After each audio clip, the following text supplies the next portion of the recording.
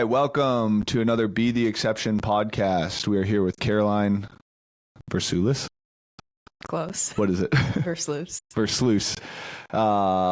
And we are going to be talking about Caroline's athletic background, get into some health stuff that she has had been having going on since 18. Is that right? Mm-hmm. And then just kind of get some insight into what her goals are for the Fittest of the Coast. Did you end up winning the intermediate division in the qualifier? Third place in the intermediate division in the qualifier. Okay. Mm-hmm. And who's the girl that won it last year? I think so. She got like first or second, and she was definitely on the podium last year in intermediate as well. Oh, okay. And where were you in intermediate last year? Top 20, maybe? 14? Weren't you top 10? No, that was beach brawl. No, I definitely was not top 10 beach brawl. So maybe it was top 10 Fittest of the Coast last year. And then you and AJ won the intermediate team division. Okay, right on. How nervous are you right now? I think it's gone up a 9. Okay. For those of you that don't know Caroline, our community knows Caroline very well, and they know her for not talking, actually. Mm-hmm. What did Arthur say about you on Sunday? We have a group chat from Beach Brawl, and they know I read all the messages in it. Like, I don't have it muted or anything, but I don't really respond. Like, occasionally, if I really like a message, they'll get like a reaction, but I don't text them back. He's like, what did he say? He's like, Caroline's always there, but she's not there. So yeah, that pretty much sums up Caroline very well. So we're going to try and pull some words out of her in this podcast via her handy dandy note sheet that she has. But Caroline, why don't you start out just telling us a little bit about your athletic background? Okay, so growing up, all I really ever did was gymnastics. Mm-hmm. I started competing when I was 6, and I did it all the way through high school, through senior year of high school. So 18. 6 to 18? 6 to 18. Gymnastics. Yeah. Okay. There's like levels 1 through 10. Mm-hmm. I started at level, I think back then they just threw you in. I was like level 4 maybe. What's level 1? I think really basic. And for really, they put age limits on it. That's like really little kids. Oh, that's like, I'm taking my baby to rolling class. Level 1 might not even be the thing. Oh. Yeah. I mean, it's pretty common to start at level 3, probably level 3 or 4. Oh, so you were gifted and started at level 4. Yeah. Okay. But I think by the time I was 11, I think I was level 9. Wow. Okay. So, I mean, you can go higher than 10, like elite, but that's like Olympics. Okay. So I was competing at that fairly high level for what is that, like 6 years? Mm-hmm. And then when I graduated high school, I didn't do gymnastics in college, but I did acro and tumbling. What is that? So is that the banners? The what? The banners, like the streamers? Oh, no, that's rhythmic gymnastics. Oh, okay. Acro and tumbling is kind of like a mix of cheerleading and gymnastics. So you have like the hard mat.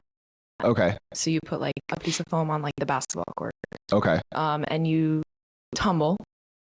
Obviously, you can't do like double backs like you can like on the string floor in gymnastics. What's a double back? Like 2 flips. Okay. 2 flips. But so they take that aspect of gymnastics and then a lot from cheerleading, like the tosses. We would build like 3 people high pyramids. Okay. Stuff like that. Is it like a whole dance routine that you do? There is one at the end. It's like the last event, I guess. Wait, so hold on, start over. What is like you said rhythmic acro? What does a competition like that look like? So it starts with, it's kind of like compulsory stuff. So you have like your team, and then generally you go against like one other team, like a normal football game or whatever. Okay. Like that. So you have your team and the other team. And you're doing cheers? No, there's no cheering, which is there's no cheering. Okay. So you do like a toss. There's a pyramid, like these are basic. Like it starts out pretty basic. And then as you go through the competition, it gets harder. So is it like stage 1, toss somebody and build a pyramid? Yeah. While a song's playing? No, there's no song until the very end. Okay. Yeah.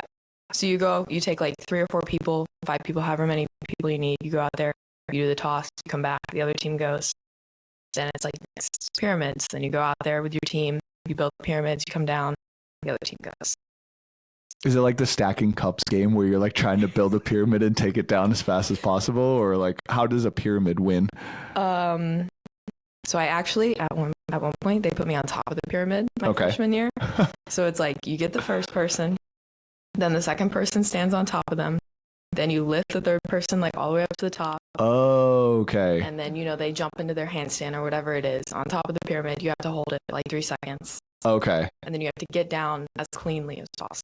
So it is like a gymnastics thing where they're judging based off of like how good it looks. Yeah, they'll score you out of however many points. Okay, got it. Okay, so toss, pyramid, then what? Tumbling. Okay. Like basic tumbling, like a standing back handspring. And it's like the whole team does a standing back handspring? They take like 8 people out there.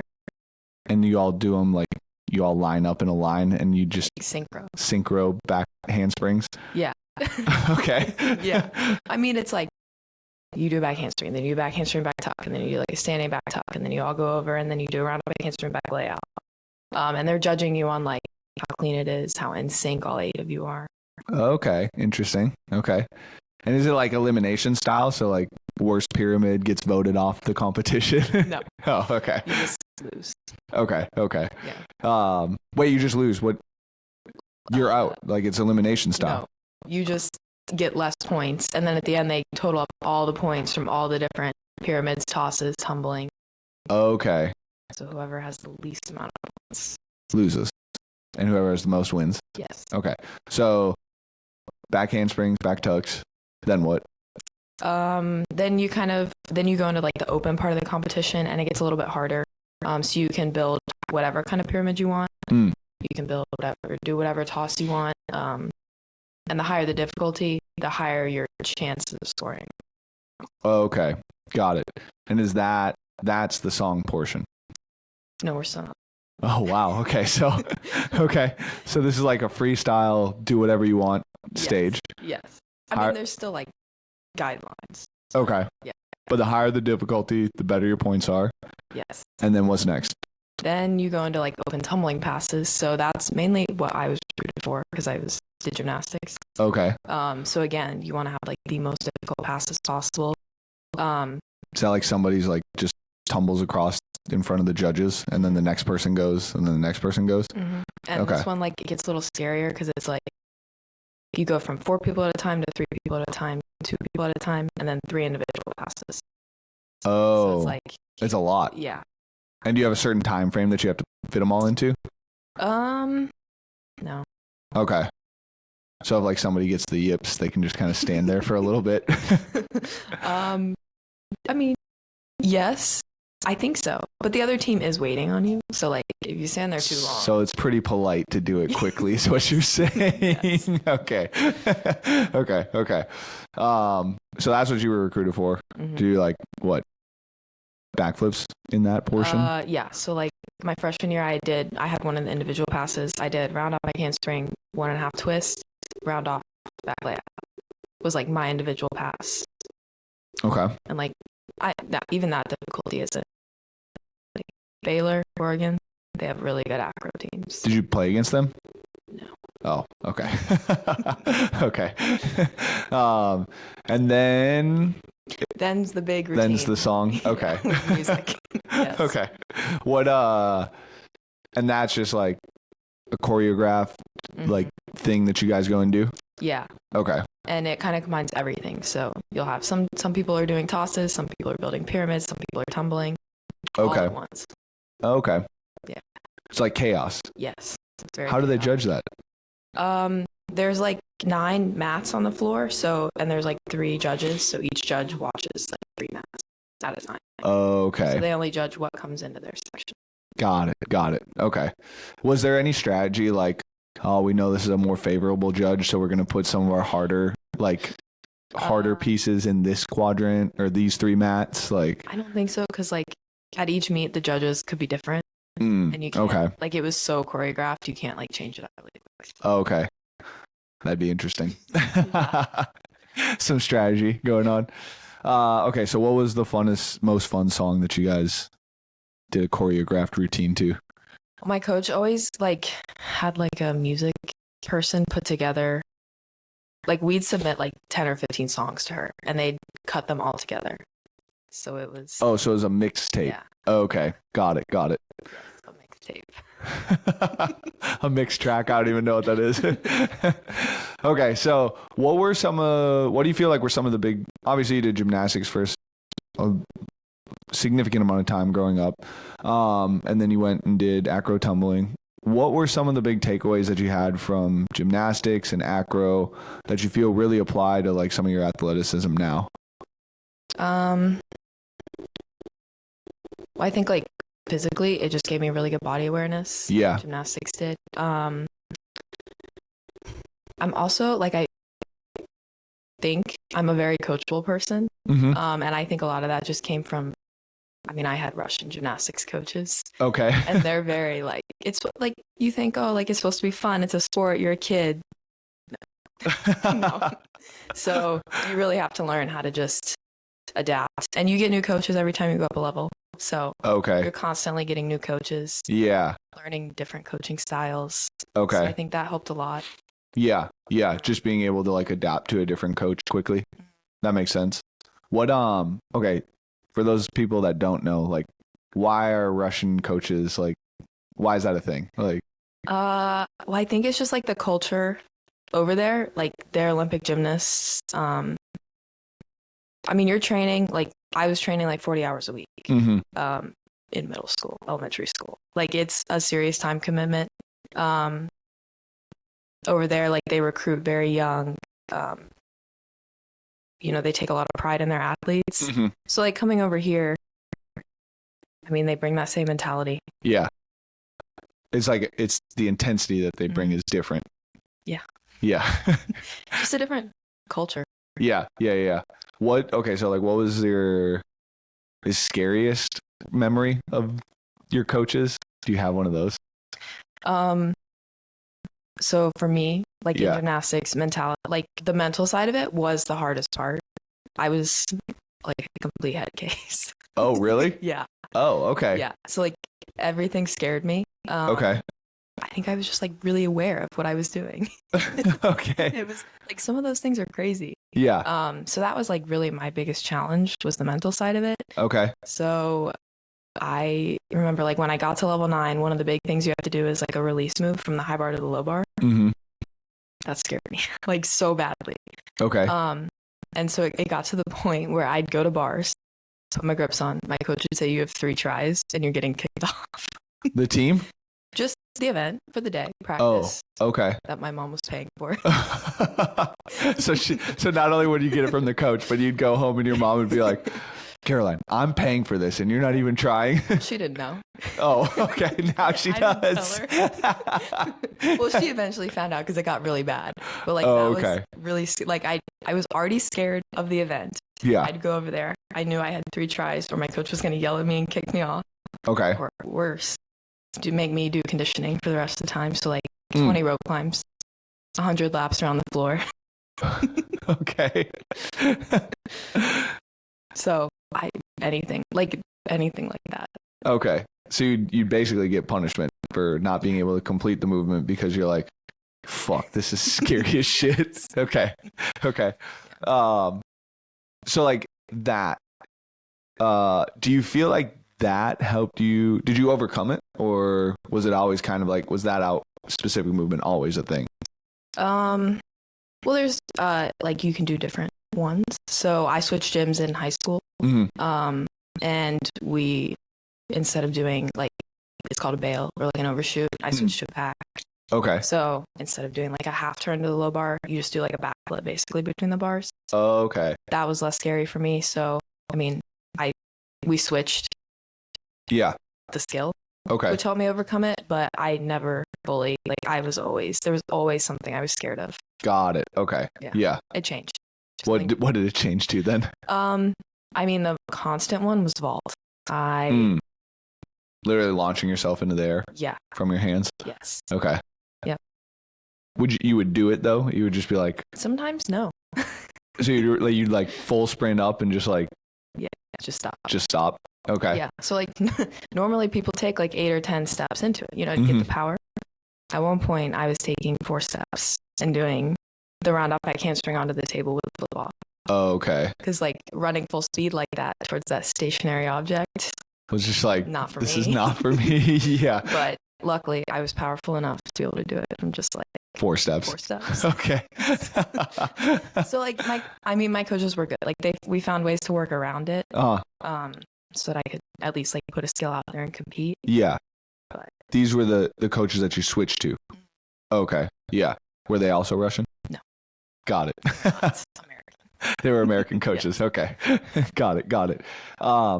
Okay. So like having to deal with some of the Russian coaches, and then like you obviously got to this other gym and they're like, okay, we're just going to do what you can do. Right. Do you feel like that, like the difference in the mindsets or maybe just the individual mindsets, do you feel like that helped prepare you for anything in competition now or, anything else in life? Does that kind of make sense? I mean, like with CrossFit, CrossFit or acro tumbling, either or. Well, none of that is ever going to be as scary to me as anything I ever did in gymnastics. Yeah. Okay. So at least like now it's flipped from being such like a mental battle with myself. Mm-hmm. I mean, it still is, but I feel like more with CrossFit, I really like it because if I put the work in, I see the results. And like, yeah, there's the mental side of it, but because I learned like it was so hard for me in gymnastics, the mental side here is a little bit easier. Yeah. So you almost got like you were brought to your breaking point in gymnastics basically. Yeah. And now in CrossFit it's like, oh, this is like easy because for the most part all I'm doing is like a movement and then I'm going to move down the floor and do the next movement and move down the floor and do the next movement. Yes. And like it's very structured and you're not like throwing your body all over in crazy places, right? Yeah. So do you feel like you would, so let's say you didn't do gymnastics and you kind of maybe played some sports growing up. Do you feel like CrossFit could have been kind of like a breaking point for you if you had not had that other experience in life? Does that make sense? Yeah, I think, I mean, like thinking specifically about like beach brawl or Fittest of the Coast, like I get very nervous to compete now, even still. And I think if I didn't have like that preparation from gymnastics, I would have to work a lot harder. Not only on the physical, but I'd also be having to work on the mental side of CrossFit more. And it would just, I probably wouldn't progress as fast, at least like competition wise. Yeah. Because you are an athlete that goes into a competition and like you perform better than what your training results are, right? And so, but you think if you hadn't had that experience with gymnastics, and is it specifically like having to face that adversity and come to that breaking point, or do you think it's just more like how much competition experience you've had in regards to going out and doing gymnastics meets and going and doing the acro tumbling meets? Does that kind of make sense? Yeah. I think in training, it's probably more the first, like working through that adversity. Yeah. But competition wise, definitely just like the experience I've had and the repetition of doing it. Okay. Yeah. Got it.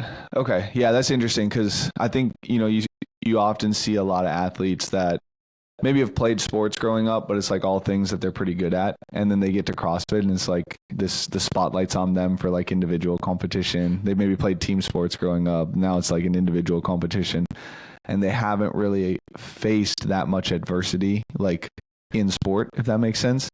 And they almost just kind of like melt in CrossFit and they're not performing as well. So it's interesting to hear like you kind of faced your breaking point in sport, right? And then came back and now it's like CrossFit is relatively simple because I share the same sentiment. Like I was in the military and like you definitely face your breaking points doing some of that shit.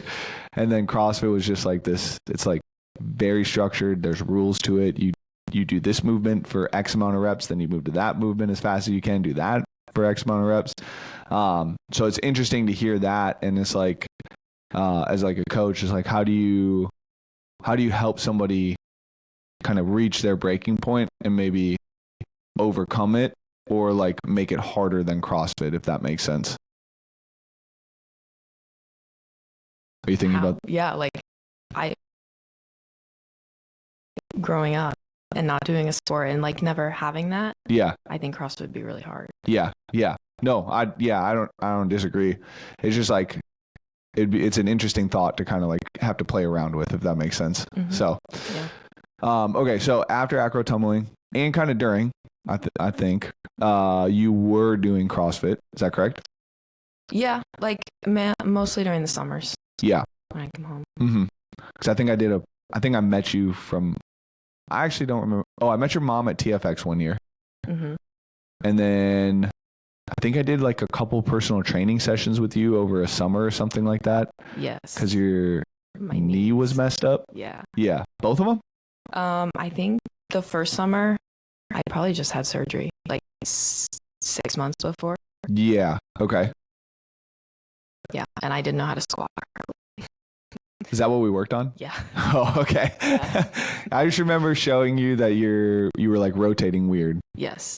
That was from gymnastics. Yes. Like the twisting to the one side constantly. Yes. Yeah. And I mean, there was some weakness going on. Yeah. Yep. So it was mostly during the summers you did gymnastics. Then you went back and beat your body up with acro tumbling. Yeah. And then after acro tumbling, actually take us through like all the injuries that you've had. You said did you break your spine when you were 12 or something? Yeah, I think I was like 11 maybe. Okay. And I think it's fairly common, but I stress fractured somewhere between like my L3 and L5, so like lower back, right above your tailbone, I guess. Okay. That was just from overuse, like the constant bending backwards. So I did that. And I think like obviously that healed, but I think that there's some like lingering weakness surrounding it. Right. And then senior year of high school, I tore my left meniscus. Okay. Yeah. Like a month before we started competing. And you competed on it? I did. Well, they can either, you can go in and repair it, or they can just like shave it down. You did the shave down? I did. Okay. Because that you can come back from like super quick. 2 weeks. Yeah. So, and we started like competing like 4 weeks after I had the surgery, I think.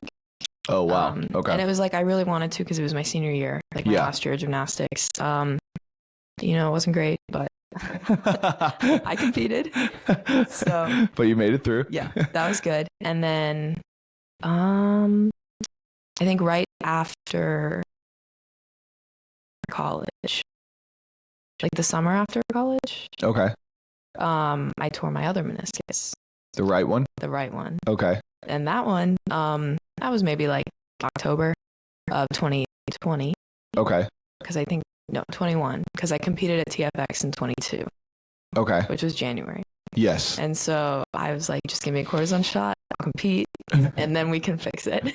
So okay. That's what we did. So you tore it in October of 2021. Yeah. When competed at TFX in 2022. I think that was the year that I competed there also. You were there. I was definitely there because your mom was there. Yes. So I was there. I think I was there every year that your mom went to TFX. But I think I competed that year. And so after TFX, you went and got it repaired. I had them do the same thing. Just shave it. Oh. Shave it out. Because there's like such a high probability of it re-tearing when you're like stitching cartilage like that. Oh, okay. So I was like, I don't want to go through this again. And it was to the point I had destroyed it. Like it was beyond repair because I just kept squatting on it. And like there was that weighted run, Oh, yeah. Year. Like a 3-mile run with a weight vest. And you're not really supposed to run. Was that year? Yes.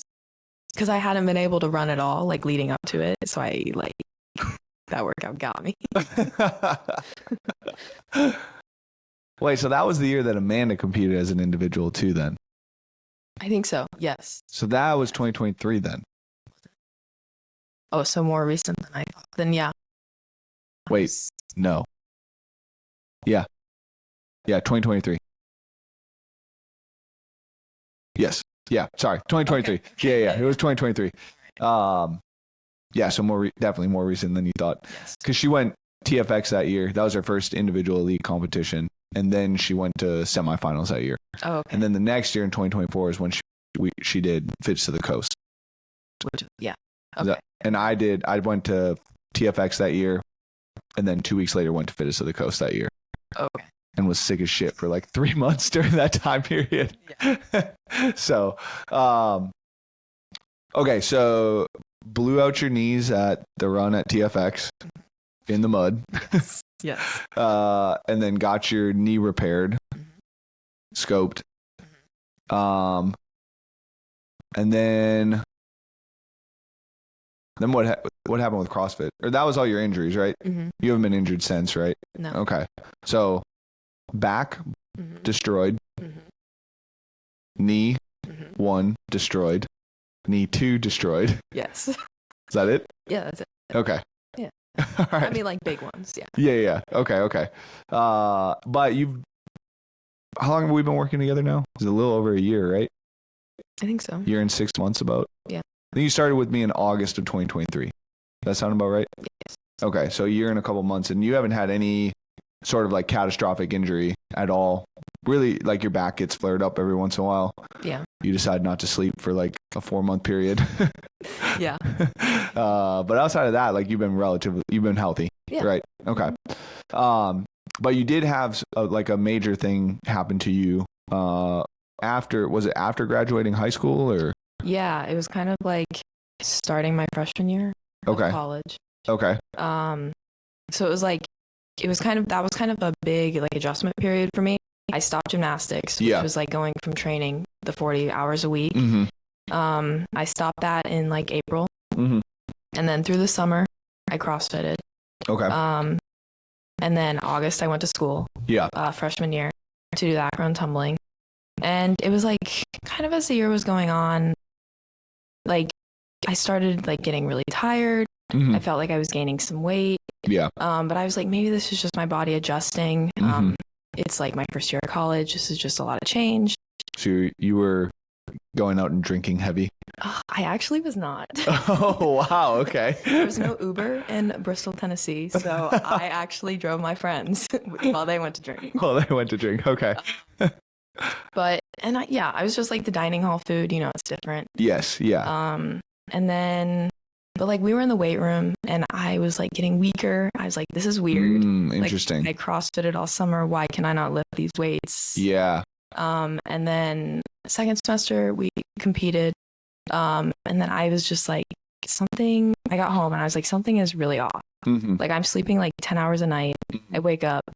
Still tired. Yes. I can't get off the couch. I remember that summer I was like I was like watching some kids a couple days a week and they wanted to play. And I was like, I literally have no energy to play with you. Really? Wow. And I was like, what's going on? Like I'm 19 years old. And I'm sleeping 10 hours a night. Like what is happening? Yeah.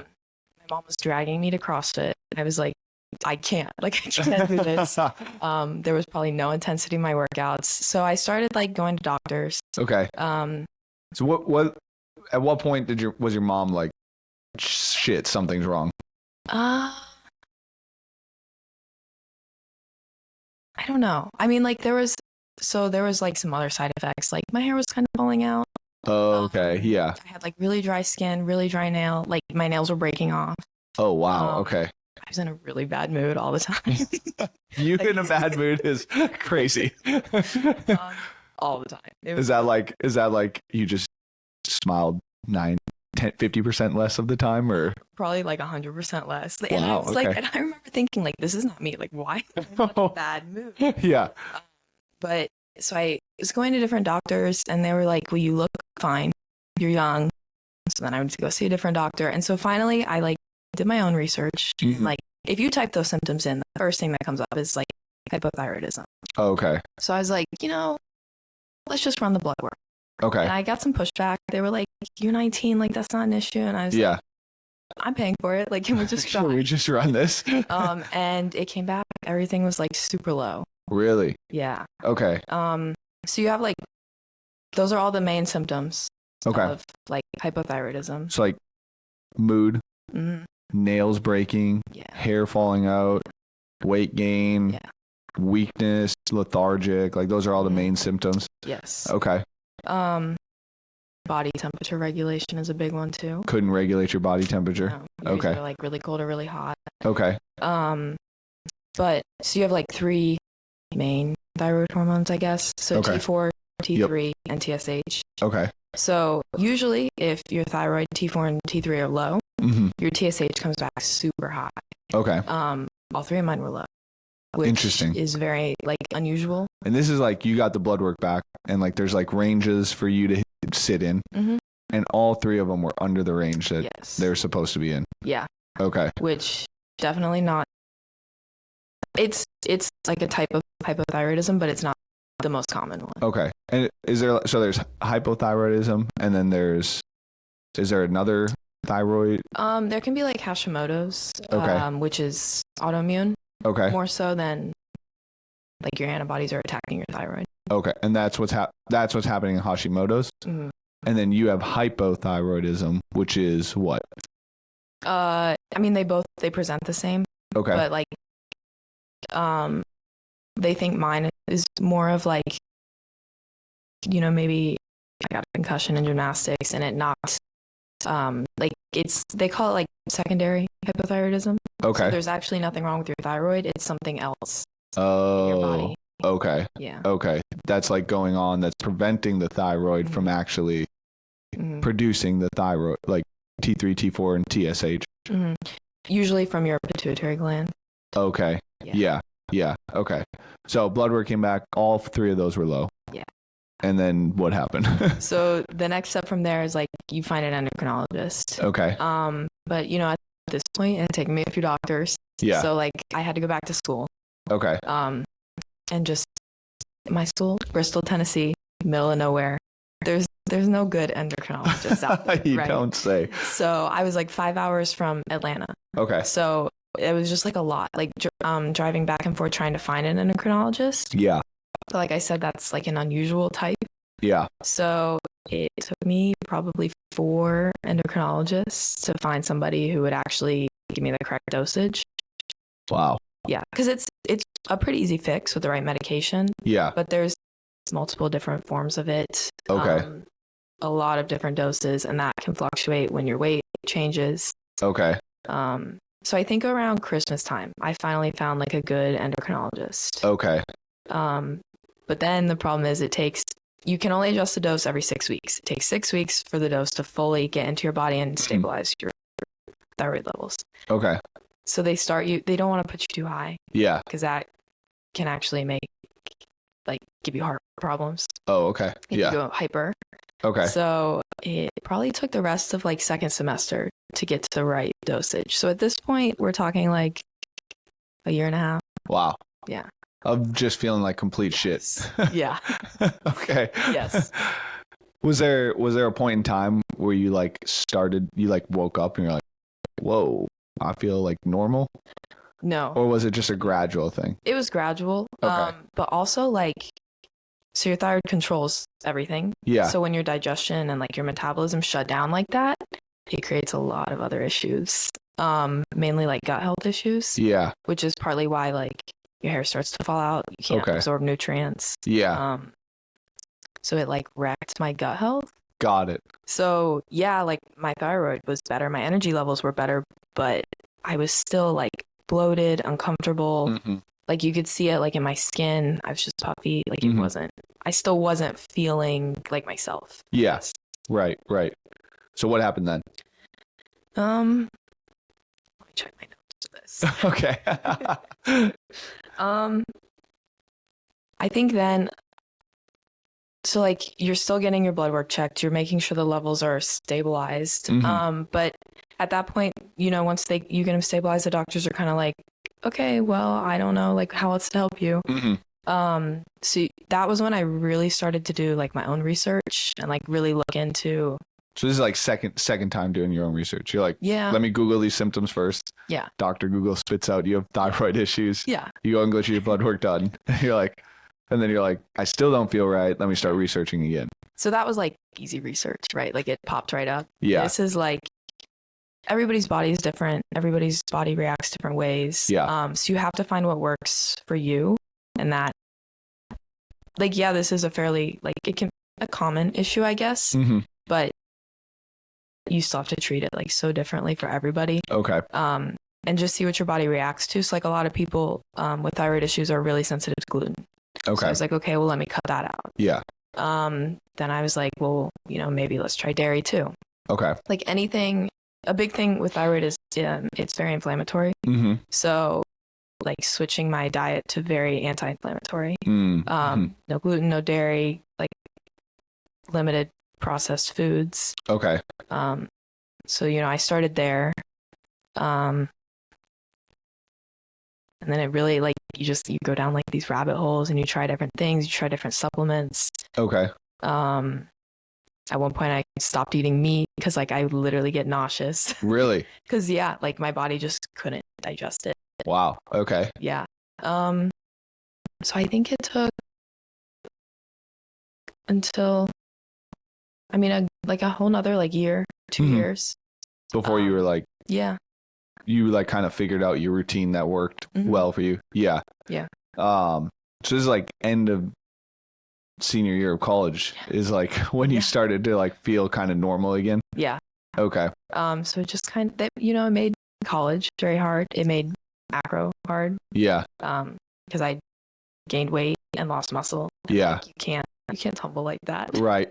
Right. So it was just a very like challenging 4 years. Yeah. But yeah. I definitely like learned a lot from that time, and I'm probably healthier now because of it. Mm-hmm. Mm-hmm. But it was just a lot. But you really have to like I learned you really have to take control of your own health.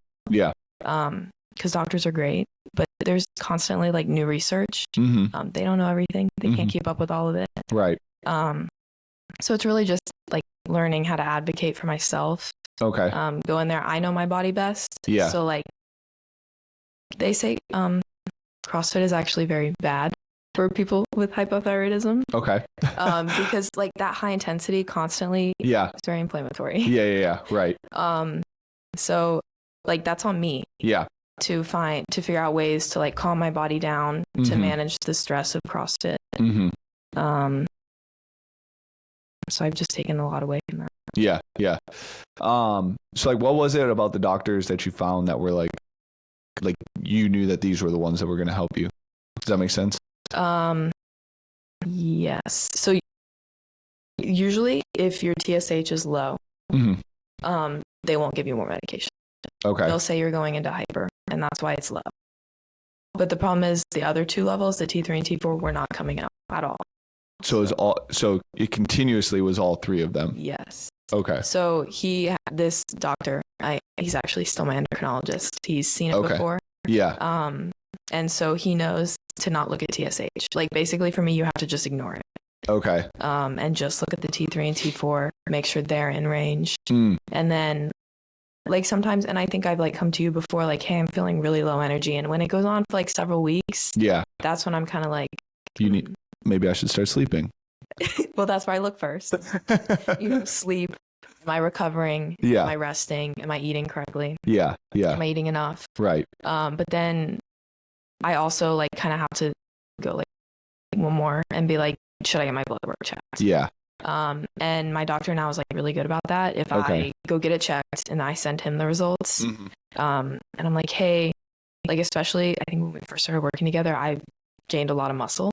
Yep. And so I had to adjust my dose just based off of like the way I was gaining from that. Because your body weight was different? Okay. Yeah. So it wasn't enough anymore. Yeah. Yeah. Okay. Yeah. And there's been some things that we've had to do like in your training and stuff like that. And like, you've been really good about being like, I'm not feeling good. Like this doesn't feel good. And we've had to do a lot of like kind of back and forth to figure out exactly what kind of schedule works for you. And like, your schedule looks very abnormal than most of my athletes' schedules, because we have days in there where it's like things like maybe EMOM of 3 hang power cleans at like 115. Yeah. And what'd you hit at Pensacola for that complex? 205? 190. I think. 190. Yeah. So like you're very strong, but like Yeah. that's your EMOM, right? And then we might have a strength piece of like squatting. And then your workout is 20-minute MRAP of a C2 bike at like 2K2C bike at 210, which is not an aggressive pace for you, into like having you mess around with some handstand holds and like then single arm farmer's carries for 50 feet. Mhm. And that's like, what your Wednesdays and Thursdays look like as far as training goes. And so like we've had to like do some kind of more interesting stuff at times with you. But the cool thing is even though those days are built in easier through the week, the Saturdays are still hard. We still kind of have one more moderate to hard day throughout the week. For a while, you were only training 4 days. Mhm. And you have made significant improvements over the last just a year, even in regards to your fitness and your performance. Yeah. So, how much of that do you like? How much of that is like, do you think is you just now understanding your body better because you've had to go through all that? I think it's a lot of it. I just definitely have to trust that I might have that different schedule because my body adapts differently Mm-hmm. than like a lot of the people I see. Mm-hmm. I'm like, why can't I train twice a day for 2 hours Yeah. with that intensity? But if I did that, like I would be absolutely destroyed. Right. So just like trusting that you know what you're doing, that Yeah. my body will get there with Right. that training. But also like in the summer we had to adjust. Mm-hmm. And I think a lot of that, like I could feel that. I was like, this isn't working. My Yeah. body does not feel great. And that goes back to like the body temperature regulation. Okay.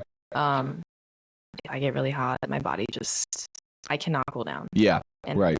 that's it. Right. For the Right. day. Right. So just being aware of the things like that have really helped. Yeah, I forgot about that actually because you were freaking out. You're like, I'm getting less fit. Yes. I suck. like you got to just ride the summer out. Yeah. It's going to be tough. Like that, the gym that you work out in is by definition an oven. Yes. There are no openings in it, similar to our old gym, and no fans.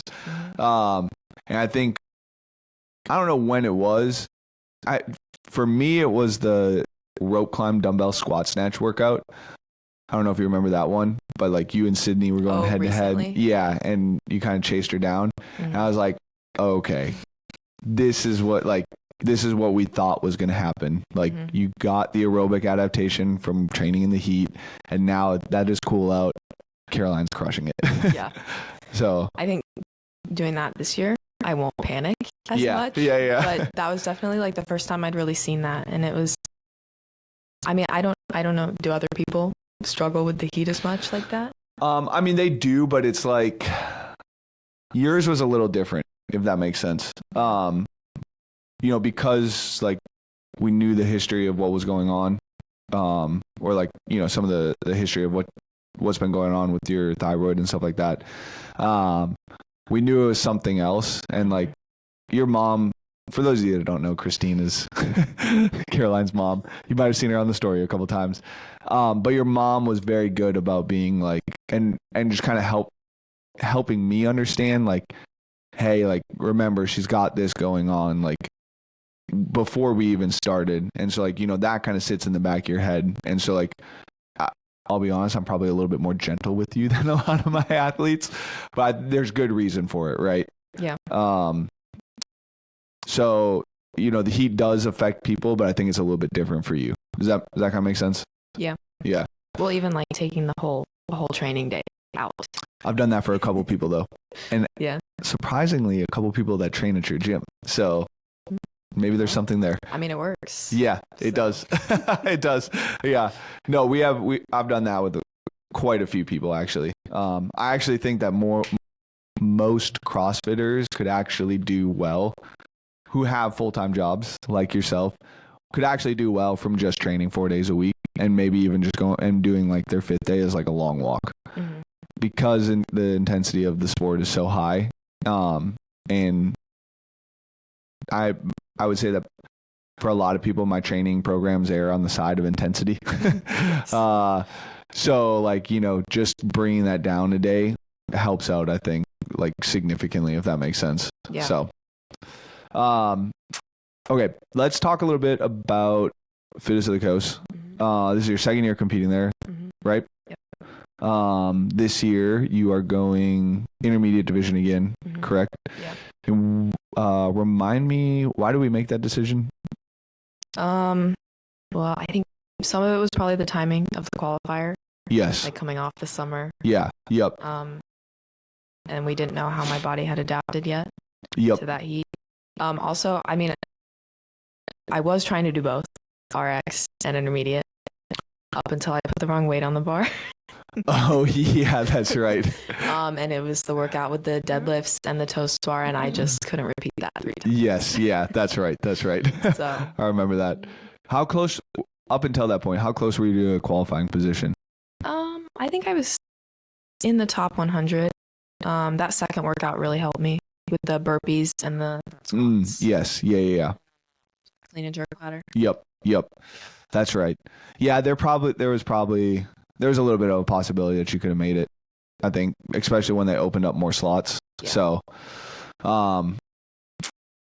that's right. Okay, I remember that now. And you were only doing intermediate because you had a teammate that was in intermediate. Is that right?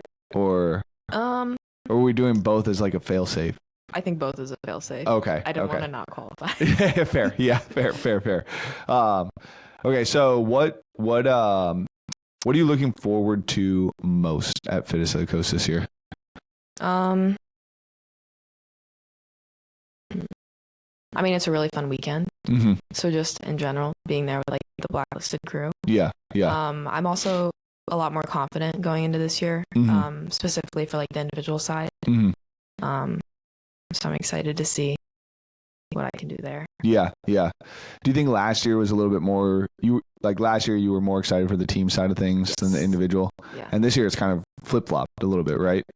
I think so. Like, I know the team will be super fun, but I mean, it's like been there. Like, my partner last year won the intermediate division. Right. It's a little different because it was like female, and this year it's male, which is different and fun.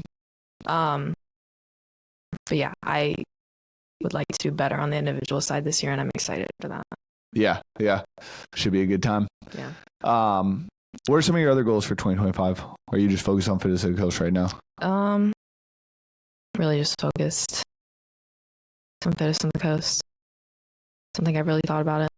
That's fair. Yeah, we haven't even talked about it yet. Yeah, so. No. We were about to do a client phone call for 20 minutes there. Yeah. Okay. What other words of wisdom do you have for people? Words of wisdom? Did I say that right? Words of wisdom? Yeah. I mean, I think. Oh, Arthur wanted to know what you do for a living. What I do for a living? Yeah. I'm a financial analyst. At Home Depot? At Home Depot. Can you tell the world what you have to do on earnings days at Home Depot? So once a quarter on earnings days, everybody in the corporate office puts their apron on. It also probably puts their headphones in. Yeah. And sometimes when we do like smaller meetings, not the entire company, but we have a Home Depot cheer. Oh, I forgot about that part. That we do in our aprons. So. You do that in smaller meetings? Yeah. How big? What's the smallest size you've done the cheer in your apron in? 2 people just like doing the cheer back and forth. No. Because usually you have like 10 people leading the cheer. I'd say like maybe like 30 people. Man, your job is literally my nightmare. Yeah, but we have cool things. Like a Starbucks in the office. Okay. A basketball court. 2 people play in their aprons. I haven't seen that yet. Most people take their aprons off. Okay. Okay, cool. Well, do you want to close it out with the cheer? No, I do not. I've never let it, and I hope I never have to. Someday. Right on. Well, thanks for listening, guys. Caroline, thanks for taking your 9 out of 10 anxiety levels and doing a podcast. It's lower now. But okay. Thanks for having me. Yeah, for sure. How do people get a hold of you, find you? Maybe they have questions about thyroid and all the symptoms that come along with that. on Instagram. What's your Instagram? Caroline_Versluis. Okay. You can find me tagged in blacklisted posts. Fair. Well, yep. So reach out on Instagram if you guys have any questions. And then if you could, like and subscribe if you're still listening. We appreciate it. And we will catch you guys next time here.